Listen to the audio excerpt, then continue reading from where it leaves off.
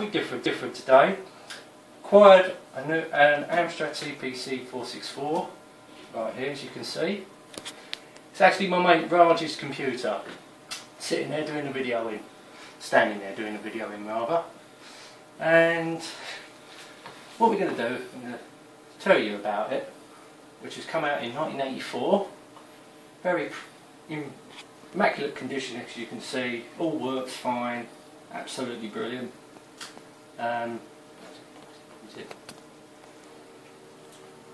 Right, as you see, the computer's on. I mean, all you do back then, switch the computer on, and it's on. I suppose back then there was no hard drives, nothing like that. So I suppose it's basic, but equivalent to now. I suppose it's the disk operating system equivalent, or in this case, the tape operating system. But it was known as DOS, but we can't exactly say TOS because that just means TOS, and that's just totally wrong. But now we're going to play a game. As we say, we've got a couple of games here: Harrier Attack, Roller Goes Digging. This actually, a load of games did come with the Amstrad back then. This was one of them. I acquired this from somewhere, probably bought it at a shop or something like that. This one, Hollywood Games, with 4 games on it. I think the cassettes are around somewhere. Here we are. Ninja Collection, I don't know what that is, that's probably different. Yeah, anyway, we ain't got all the tapes there, but come back. What we're going to do, this was a dreadful game for the Amstrad, unfortunately. I've slated this off so many times. I've even done an emulation running on a PC where I've slagged it off so many times. But for old time's sakes, we're going to load it up. So what we do, if anybody doesn't know what this is, it's actually called a cassette. So like the newer generations, these are audio cassettes or cassette tapes or whatever you want to call it. So put that in there. So now we're going to load it up, and fortunately I remember. And now the tape's going to. As you can hear, you can hear it's making a noise. It's the loading noise, the command. Unfortunately, it does take a while to load. Oh, pretty colours. Brings back a little bit of memories. Unfortunately, I never had a floppy disk back then, so it did take a while to load up. It's the only pain back then with any 8-bit computers back then. If you had a cassette deck, you had to wait for it to load. Unlike modern hard drives now, it takes seconds. Even the floppy disks did take seconds. Here we go, loading it up.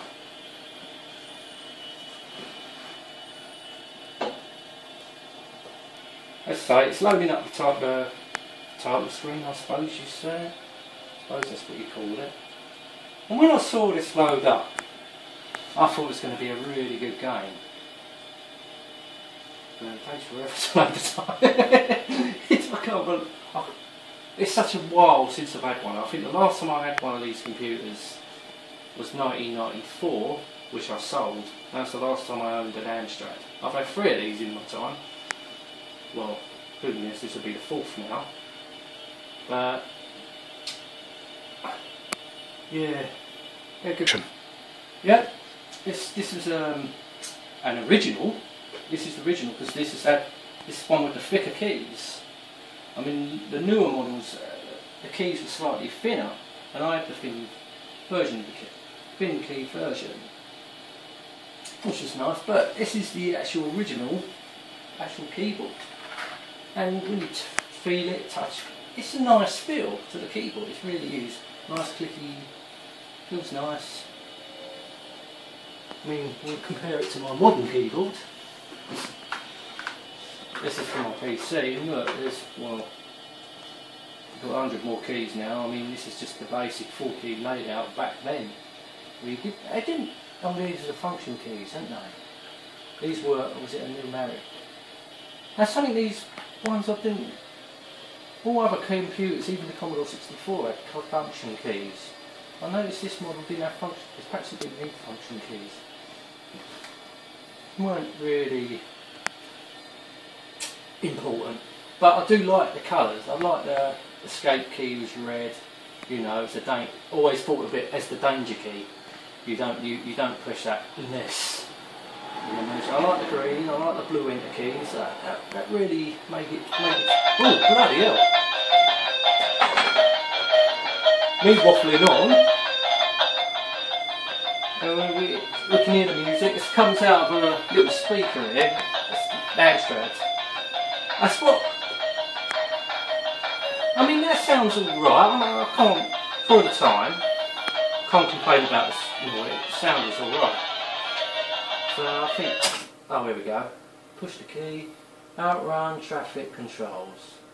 Well, if we could push controls, we ain't got a joystick, so I have to use the keyboard. And traffic. Let's put it easy. And outrun. Now it's going to load again. That was it. Now you thought that was loaded. On the Commodore 64, to be fair, this was a Commodore 64 version of Outrun was so much better. I have to say that this Outrun for the Amstrad was absolutely crap, which everyone knows because I keep saying it was absolutely crap. And now I'm going to say it again, it's absolutely crap. But this is just trying it out, you know, old time sake. I actually paid 10 quid for this, and so did you, Raj, didn't you? Well, 10 quid back then was a lot of money. I mean, pocket money. I think I only got 2 quid a week or something like that. I can't remember. This is back in the 1980s. I think I've got to rewind the tape now. I can't remember what to do. Do we have to rewind the tape, Raj? Hold on a sec. Action. Right, as we can see, I had to turn the cassette over, rewind it, which I totally forgot. Well, I only loaded this game a few times, so I just thought it was so bad. I was tempted to take this game back when I bought it. I don't know, I thought I'd give it a chance, but it was just horrible to play. You're going to see, I'm actually going to play. You've seen the emulation I did years ago on the PC, but now we're actually going to play it on a real Amstrad CPC.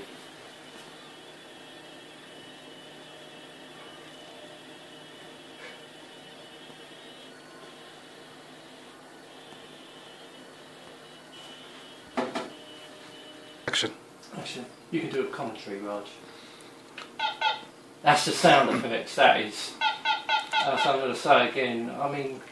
As you can tell, it was a terrible game. It was a terrible game for $9.99 as we paid. And, you know... I mean, looking at the car graphics, I have to say the car graphics of the Ferrari looks pretty good. But it's just the rest of it. I think I'm going to crash. Yeah, I did crash. Regardless of the game, John, does it bring back memories? It does bring back memories. Unfortunately, this game brought back bad memories because we all remember the arcade game, and the arcade game was absolutely fantastic. Called input movies. Yeah, here we go. This is from the arcade, the music, and this is the shitty sound effect from the Amstrad. Okay. Alright, turn the sound down, it'd be like bloody annoying. But the problem is, also, you just don't get the speed, the sense, you know. Am I going to crash? Yeah, almost crash. But you can't see. There we go. This game is awful, really. And I'm going to say it again, it's absolutely crap. At least with the arcade, you've got the sound, you've got the music. This is really bad. Oh, where'd that car go? Oh, I just crashed. I have to say this also, the Commodore 64 version for the Out Run Commodore 64 version was really good. But this is just terrible. Oh, it don't tell you what gear you're in, that's what also annoys me. It don't tell you what bloody gear you're in. I mean, whoever programmed this must have been bloody idiots for the Amstrad. I mean, they could have done a better job than this.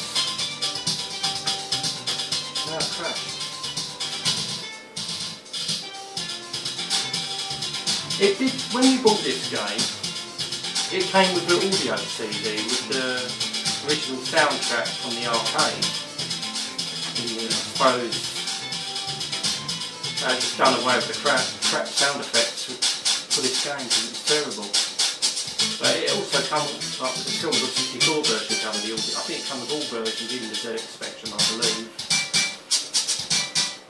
Of course, I've never played the ZX Spectrum version, so I can't really comment.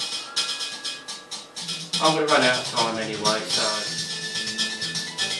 it's game over. I can play that again, to be honest with you. That is an awful game, but it was just to show you basically the computer working. Right, I'm going to conclude the video now. It's loading up Double Dragon. We tried loading Batman. There must be something wrong with the cassette because it didn't load. But it's good to see the computer still works. It's in very good condition. Well, I say it's immaculate. It is immaculate. Kept it really well, Rog. And it's good to have something like this back in my house again. It really is. It brings back good memories.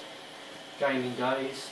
Be nice to get hold of the Commodore 64 again. That was my second computer I owned. I know I've had over 3 of these in the time, but it'd be nice to have a Commodore 64 again. Maybe it'd be nice to have an Amiga and all. Amiga 500, Amiga 1200. But this was the first computer I ever owned, so this will always be special to own. So big thanks to Raj. I'm going to say thank you for watching the video. Please subscribe to my channel if you want. See you later.